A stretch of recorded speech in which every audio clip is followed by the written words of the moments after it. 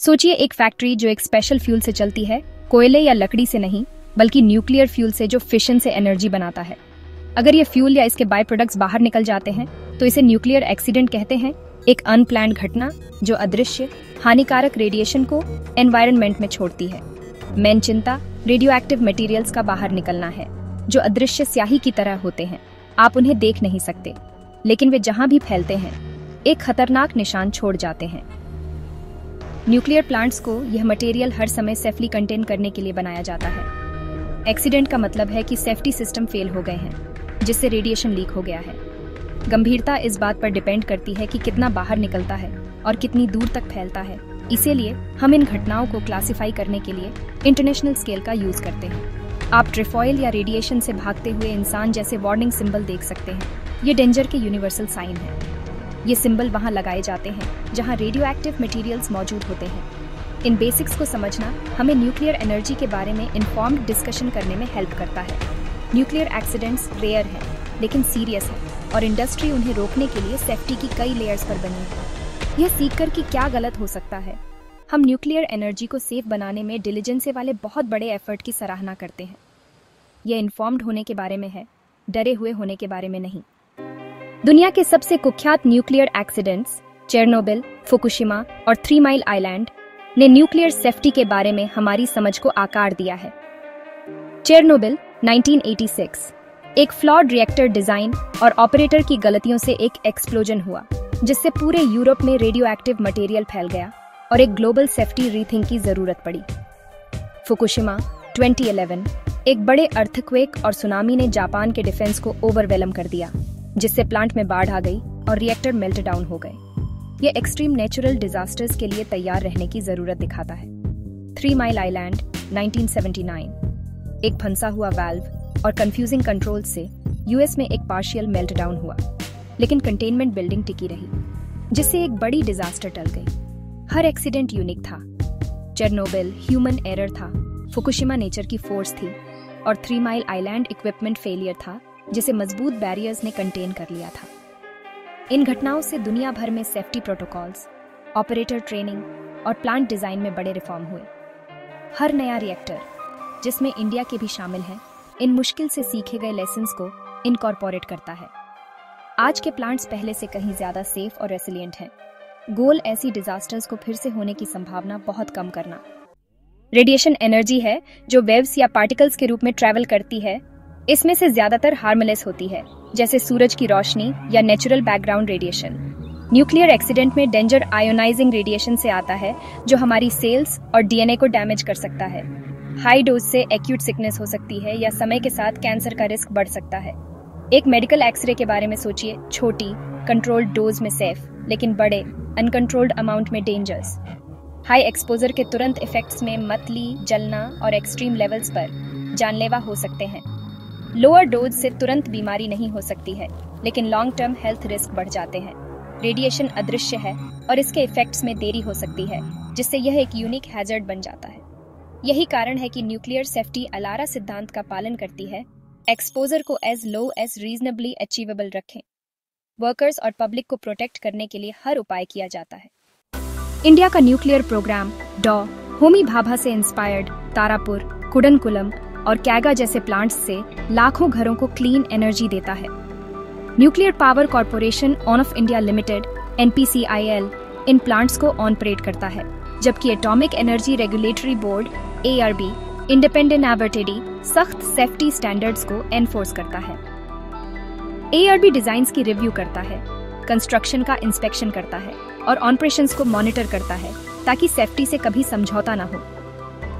India में कोई बड़ा न्यूक्लियर एक्सीडेंट नहीं हुआ है, लेकिन छोटे इंसिडेंट्स जैसे छोटे लीक को सीरियसली लिया जाता है और लर्निंग अपॉर्चुनिटीज के रूप में यूज किया जाता है।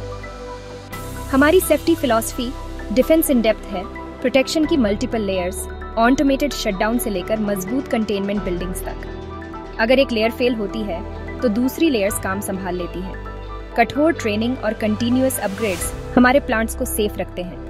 ग्लोबल इंसिडेंट्स से मिले लेसन्स को हमारे सिस्टम्स को मजबूत करने के लिए इनकॉर्पोरेट किया जाता है। रिजल्ट पब्लिक और एनवायरनमेंट के लिए एक मजबूत safety net. Nuclear accidents rare हैं, लेकिन human error, equipment failure, natural disasters या एजिंग इंफ्रास्ट्रक्चर के कारण हो सकते हैं। मानवीय गलतियां जैसे चेरनोबिल में विनाशकारी हो सकती हैं। यही वजह है कि मॉडर्न प्लांट्स ऑटोमेशन और सख्त प्रोसीजर्स का यूज करते हैं। इक्विपमेंट फेल हो सकता है, जैसे 3 माइल आइलैंड में, इसलिए लगातार मेंटेनेंस और अपग्रेड्स जरूरी हैं। नेचुरल डिजास्टर्स जैसे फुकुशिमा में सुनामी अच्छी तरह से डिजाइन किए गए प्लांट्स को भी ओवरवेलम कर सकती है, जिससे नए ग्लोबल सेफ्टी स्टैंडर्ड्स की जरूरत पड़ती है। पुराने प्लांट्स में एडवांस्ड सेफ्टी फीचर्स की कमी हो सकती है, इसलिए रेगुलर रिव्यू और अपग्रेड्स मैंडेटरी हैं। हर प्लांट को यह साबित करना होगा कि वह उम्र बढ़ने के साथ सेफली ऑपरेट कर सकता है। मुख्य सबक, हर जोखिम का अनुमान लगाएं और कई सुरक्षा उपाय बनाएं। इस तरह हम न्यूक्लियर पावर को भरोसेमंद और सेफ रखते हैं। एक न्यूक्लियर रिएक्टर को रेडिएशन को अंदर बंद रखने के लिए कई बैरियर्स के साथ बनाया जाता है। पहला बैरियर खुद फ्यूल है, सॉलिड सिरेमिक पैलेट्स, जो रेडियो एक्टिव बाय प्रोडक्ट्स को फंसाते हैं। फिर इन पैलेट्स को फ्यूल रॉड्स नामक मेटल ट्यूब्स में सील किया जाता है, जिससे कूलिंग वाटर में लीक होने से रोका जा सके। तीसरा बैरियर रिएक्टर प्रेशर वेसल है, एक मोटी स्टील का खोल जो कोर और कूलेंट को कंटेन करता है। ये वेसल और इसके पाइप एक बंद लीक टाइट सिस्टम बनाते हैं। अंतिम बैरियर विशाल कंटेनमेंट बिल्डिंग है, प्रबलित कंक्रीट का एक गुंबद, जिसे अर्थक्वेक, विस्फोट या यहाँ तक कि एक हवाई जहाज के क्रैश का सामना करने के लिए डिजाइन किया गया है।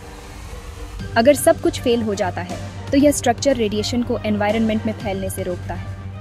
हर बैरियर की निगरानी और रखरखाव उसकी अखंडता सुनिश्चित करने के लिए किया जाता है। डिफेंस इन डेप्थ का मतलब है कि कोई भी एक विफलता डिजास्टर का कारण नहीं बनती है। ये लेयर्स लोगों और ग्रह को प्रोटेक्ट करने के लिए मिलकर काम करती है। यह हर मॉडर्न न्यूक्लियर प्लांट का किले जैसा डिजाइन है। एक्सीडेंट्स को रोकना गोल है, लेकिन तेजी से डिटेक्शन और रेस्पॉन्स क्रिटिकल है। प्लांट्स हजारों सेंसर्स और रेडिएशन डिटेक्टरों से लैस हैं, जो लगातार लीक की निगरानी करते हैं। अगर रेडिएशन डिटेक्ट होता है तो अलार्म तुरंत इमरजेंसी प्रोसीजर्स को ट्रिगर करते हैं। ऑपरेटर्स लीक को आइसोलेट करने और रिएक्टर को सेफली बंद करने के लिए काम करते हैं। अगर जरूरत हो तो एक साइट या on off site emergency declare की जाती है, जो लोकल और नेशनल डिजास्टर रेस्पॉन्स टीम्स को एक्टिवेट करती है। पब्लिक सेफ्टी प्रायोरिटी है, इवैक्यूएशन प्लान तैयार है और अथॉरिटीज लोगों को सेफ्टी तक गाइड करने के लिए सायरन और ब्रॉडकास्ट का यूज करती है। पोटेशियम आयोडाइड टैबलेट्स को थायराइड को रेडियो एक्टिव आयोडीन से प्रोटेक्ट करने के लिए डिस्ट्रीब्यूट किया जाता है, जैसा कि फुकुशिमा के दौरान देखा गया था। इंडिया के इमरजेंसी प्लान्स में जरूरत पड़ने पर इन टैबलेट्स का स्टॉक करना और डिस्ट्रीब्यूट करना शामिल है। डिटेल ड्रिल्स और कोऑर्डिनेशन ये सुनिश्चित करते हैं कि हर कोई अपनी भूमिका जानता है। लक्ष्य हेल्थ रिस्क को कम करना और कम्युनिटी को प्रोटेक्ट करना। टेक्नोलॉजी बहुत जरूरी है, लेकिन लोग न्यूक्लियर सेफ्टी का दिल हैं। ऑपरेटर्स सालों की कठोर ट्रेनिंग से गुजरते हैं, जिसमें हर संभावित सिनेरियो के लिए हैंड्स ऑन एक्सपीरियंस और रियलिस्टिक सिमुलेटर ड्रिल्स शामिल हैं। कंटिन्यूअस लर्निंग और इवैल्यूएशन ये सुनिश्चित करते हैं कि वे हमेशा तैयार रहें। एक मजबूत सेफ्टी कल्चर का मतलब है कि हर कोई, डायरेक्टर्स से लेकर टेक्नीशियन तक, सेफ्टी को सबसे पहले रखता है और चिंताओं के बारे में बोलता है। रेगुलर इमरजेंसी ड्रिल्स में प्लांट स्टाफ, लोकल अथॉरिटीज और डिजास्टर एजेंसियां शामिल होती हैं, जो कम्युनिकेशन, इवैक्यूएशन और मेडिकल रेस्पॉन्स का टेस्ट करती हैं। एक साथ प्रैक्टिस करने से एक वास्तविक इमरजेंसी में तेज, कोऑर्डिनेटेड रेस्पॉन्स सुनिश्चित होता है। सेफ्टी हर किसी की जिम्मेदारी है, हर दिन। इस तरह हम विश्वास और रेसिलियंस बनाते हैं। जैसे जैसे इंडिया बढ़ता है, क्लीन, भरोसेमंद एनर्जी जरूरी है और न्यूक्लियर पावर सॉल्यूशन का एक मुख्य हिस्सा है। यह बिना कार्बन उत्सर्जन के 24 घंटे बिजली प्रदान करता है, जिससे डेवलपमेंट और क्लाइमेट गोल्स को सपोर्ट मिलता है।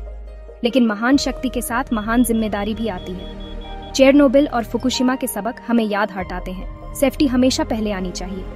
इसका मतलब है लगातार अपग्रेड, कठोर ट्रेनिंग और पारदर्शिता और उत्कृष्टता की संस्कृति।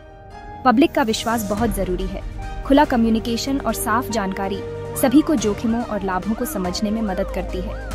एक इन्फॉर्म्ड पब्लिक हमारे एनर्जी फ्यूचर को आकार देने में भाग ले सकती है। न्यूक्लियर एनर्जी स्वाभाविक रूप से खतरनाक नहीं है। यह शक्तिशाली टेक्नोलॉजी है जिसे स्किल और देखभाल की मांग है। लगन और प्रतिबद्धता के साथ इंडिया आने वाली पीढ़ियों के लिए न्यूक्लियर पावर का सेफली उपयोग कर सकता है।